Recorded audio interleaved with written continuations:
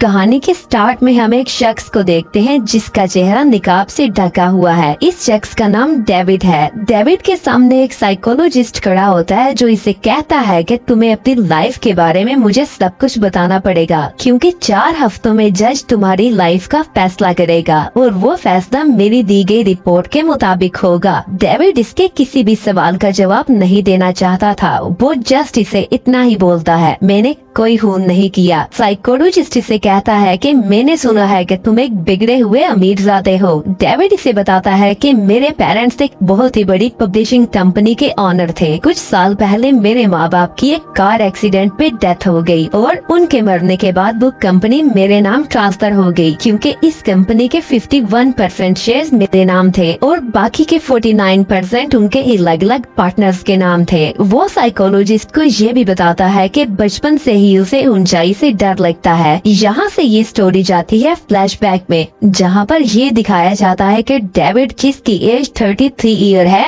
और वो अपनी लुक्स के लिए बहुत ही ज्यादा कॉन्शियस रहता है, यानी कि उसे अपनी लुक्स की बहुत ही ज्यादा फिक्र रहती है। डेविड एक प्ले बॉय है और इसकी एक दोस्त होती है जिसका नाम होता है जूली डियाना, जो कि मॉडलिंग और एक्टिंग करती है। इन दोनों के बीच काफी अच्छी अंडरस्टैंडिंग थी, पर इसके बावजूद डेविड इससे प्यार नहीं करता था। वो जस्ट इसे इतना अच्छा दोस्त मानता था, जबकि जूली डेविड से बहुत ज्यादा प्यार करती थी। वो उससे शादी करना चाहती थी, लेकिन डेविड के दिल में ऐसा कोई ख्याल नहीं होता। अब जब डेविड का बर्थडे होता है तब वहाँ पर बहुत ज्यादा गेस्ट आते हैं। वहाँ पर डेविड का दोस्त भी आता है जिसका नाम ब्रैन होता है। ब्रैन के साथ एक लड़की भी थी जो कि ब्रैन की दोस्त है। इस लड़की का नाम सोफिया होता है। उसे देखते ही डेविड उसके ख्यालों में खो जाता है, यानी कि उस लड़की को देखते ही डेविड को उससे प्यार हो गया था। यहाँ पार्टी में जूली भी आई हुई थी, जबकि डेविड ने इसे पार्टी पर इनवाइट नहीं किया था। जब जूली डेविड की तरफ देख रही होती है तब डेविड सोफिया के पास जाता है और उसे कहता है कि तुम मुझसे इस तरह से बात करो ताकि जो लड़की हम दोनों को देख रही है उसे ऐसा लगे कि हम दोनों एक साथ खुश हैं, और वो ऐसा ही करती है। जूली को इन दोनों को एक साथ इस तरह से देखकर काफी दुख होता है, लेकिन डेविड को इस बात से कोई फर्क नहीं पड़ता।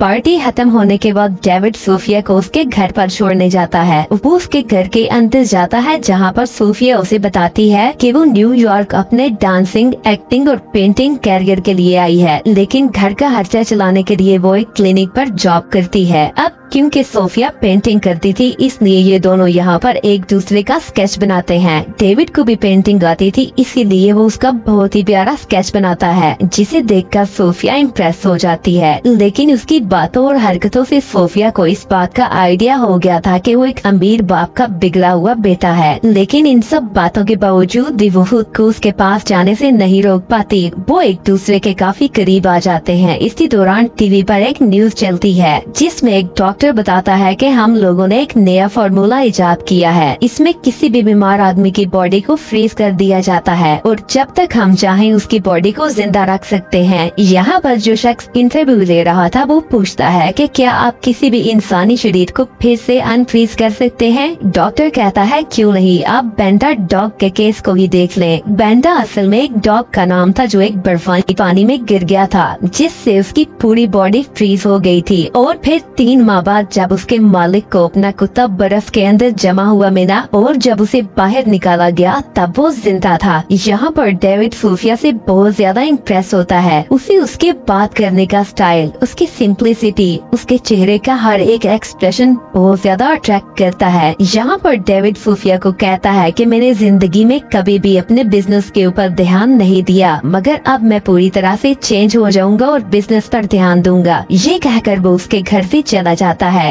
डेविड के चेहरे पर एक अलग ही तरह की स्माइल थी। ऐसा लग रहा था कि इस दुनिया में उसे वो चीज मिल गई जिसका उसे सालों से इंतजार था। वापस जाने के लिए जो ही डेविड अपनी गाड़ी में बैठ रहा होता है तभी वहाँ पर जूली आ जाती है। डेविड उसे वहाँ पर देखकर कहता है कि क्या तुम मेरा पीछा कर रही हो? वो कहती है यस, मैं तुम्हारा पीछा कर रही हूँ। क्या उस लड़की को तुमसे प्यार हुआ?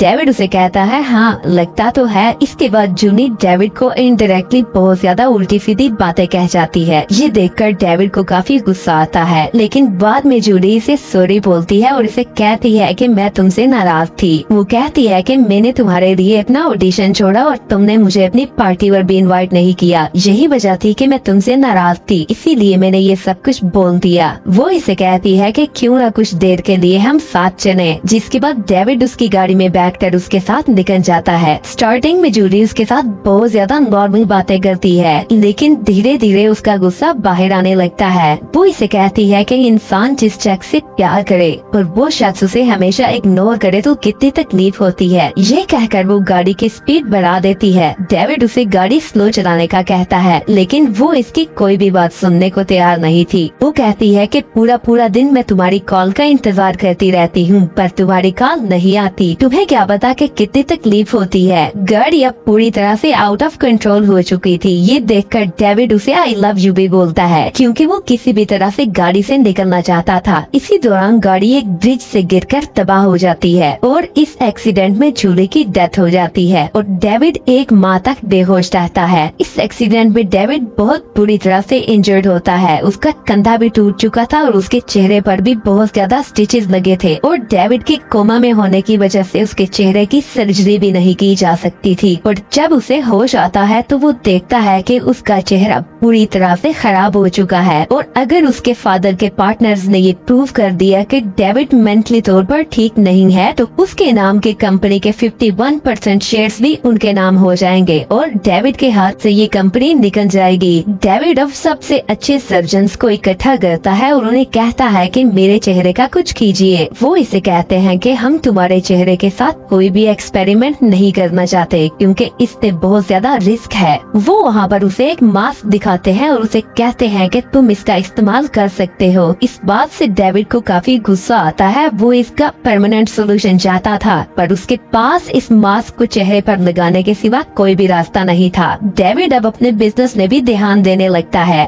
वो अपने फादर के पार्टनर्स से भी राब्ता करता है। वो कंपनी के काम में बहुत ज्यादा इंटरेस्ट लेने लगता है और साथ ही साथ वो अपने आप को मोटिवेट भी करता है। एक दिन वो सूफिया से मिलने के लिए जाता है, क्योंकि हर वक्त वो उसी को ही याद करता रहता था। सूफिया उसे इस कंडीशन में देखकर पूरी तरह से शॉक्ड हो जाती है। वो इसे कहती है कि मैंने कई बार तुमसे मिलने की कोशिश की, लेकिन तुम्हारे आदमियों ने मुझे मिलने नहीं दिया। डेविड इसे कहता है कि मैं खुद भी खुद को नहीं देखना चाहता था, लेकिन आज सुबह मुझे एहसास हुआ कि मैंने पूरी तरह से अपने आप को पा लिया है और मैं पूरी तरह से ठीक हो चुका हूँ। डेविड से यहाँ पर कहता है कि क्यों न किसी दिन हम दोनों बाहर चले। सूफिया थोड़ा सोचकर हाँ बोलती है। डेविड इसे कहता है कि ठीक है, इस वीकेंड हम दोनों बाहर चलेंगे, लेकिन सूफिया के चेहरे के एक्सप्रेशन देखकर यहाँ पर आइडिया होता है कि उसके दिल में बहुत सारी बातें हैं। इसके बाद डेविड घर आ जाता है। घर आकर वो देखता है कि टीवी पर वही न्यूज चल रही थी बेंटा डॉग की। ये न्यूज देखकर उसे सूफिया याद आने लगती है, क्योंकि इसी न्यूज को उसने लास्ट टाइम सूफिया के घर पर देखा था। वो सूफिया को कॉल करता है और उसे कहता है कि तुमसे मिलके मुझे बहुत अच्छा लगा, हम दोनों बहुत जल्द मिलेंगे। ये कहकर वो फोन बंद कर देता है। वीकेंड पर वो सोफिया से मिलने जाता है। वो देखता है कि वहाँ पर उसके साथ ब्रैन भी है। ब्रैन को सोफिया के साथ देखकर इसे काफी अजीब लगता है। इसके बाद सोफिया वॉशरूम चली जाती है तो पीछे से ब्रैन से कहता है कि तुमने चेहरा मास्क से क्यों ढका हुआ है, इसे हटाओ, बहुत अजीब लग रहे हो। डेविड उसे कहता है कि अगर तुम्हें अजीब लग रहा है तो तुम यहाँ से चले क्यों नहीं जाते।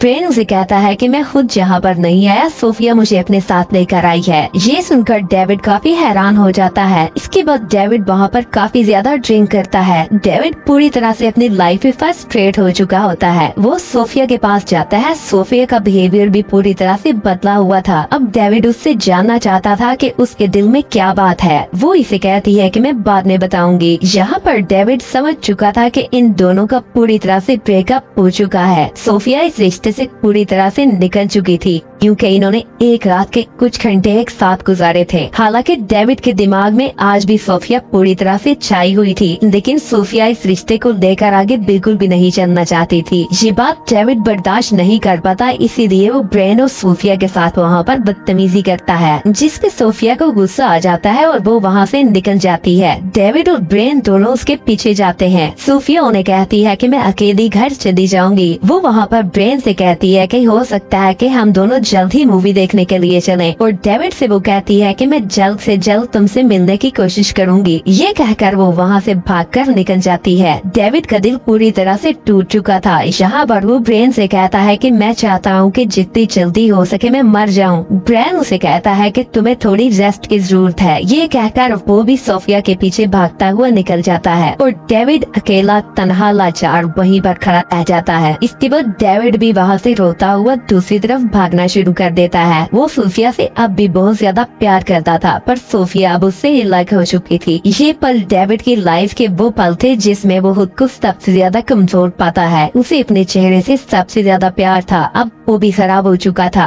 साथ ही उसके फादर के पार्टनर्स उसकी कंपनी को उससे छीनना चाहते हैं। सोफिया जिससे इसने प्यार किया वो भी इससे अलग हो चुकी है, इसीलिए वो सड़कों पर पागलों की तरह भाग रहा होता है। दिल ही दिल में वो ये सोच रहा होता है कि ब्रेन अब सोफिया के पास पहुंच चुका है। उधर वो गले मिल रहे हैं, एक दूसरे को किस कर रहे हैं। इन सब ख्यालों के चलते चलते वो सड़क पर गिर जाता है। उसके हाथ में जो मास्क था वो भी इसके हाथ से छूट चुका था और डेविड पूरी रात उसी जगह पर बेहोशी की हालत में पड़ा रहता है। लेकिन अगली सुबह सब कुछ बदल जाता है। वहाँ पर सोफिया आती है। वो इसे कहती है कि तुम्हें खुद को संभालना होगा, वरना मैं तुमसे प्यार कैसे कर पाऊंगी। इसके बाद सोफिया इसे बहुत ही प्यार के साथ उठाती है और ये दोनों यहाँ से निकल पड़ते हैं। डेविड को सोफिया फिर से मिल चुकी थी। अब कहानी वापस फ्लैशबैक में जाती है, जहाँ पर डेविड के ऊपर एक खून का इल्जाम था, जहाँ पर एक साइकोलॉजिस्ट को डेविड अपनी पूरी स्टोरी सुना रहा होता है। साइकोलॉजिस्ट इसे कहता है कि तुम्हारा चेहरा तो पूरी तरह से ठीक हो चुका था, फिर तुमने मास्क क्यों पहना हुआ है। इसके बाद डेविड साइकोलॉजिस्ट को आगे की कहानी सुनाता है। वो इसे बताता है कि एक स्पेशल सर्जन ने मेरे चेहरे की सर्जरी की और मेरा चेहरा वापस पहले जैसा हो गया। मेरी लाइफ में अब खुशियाँ पहले से भी ज्यादा थी और अब मेरे दोस्त ब्रेन के साथ ये रिश्ता पूरी तरह से नॉर्मल हो चुका था। लेकिन एक दिन जब वो अपने घर में सोफिया के साथ सो रहा था तो तभी वो देखता है कि वहाँ पर सोफिया नहीं है बल्कि जूली है, जो कि मर चुकी थी और उसके एक्सीडेंट की वजह से मेरा पूरा चेहरा खराब हो गया था। जूली की वजह से मेरी पूरी लाइफ डिस्टर्ब हो गई थी, इसीलिए मैंने सोफिया को जूली समझकर मार दिया। इसके बाद स्टोरी वापस फ्लैशबैक में जाती है, जहाँ पर साइकोलॉजिस्ट इसे कहता है कि तुमने अपनी ही गर्लफ्रेंड को मार दिया जिससे तुम बहुत ज्यादा प्यार करते थे।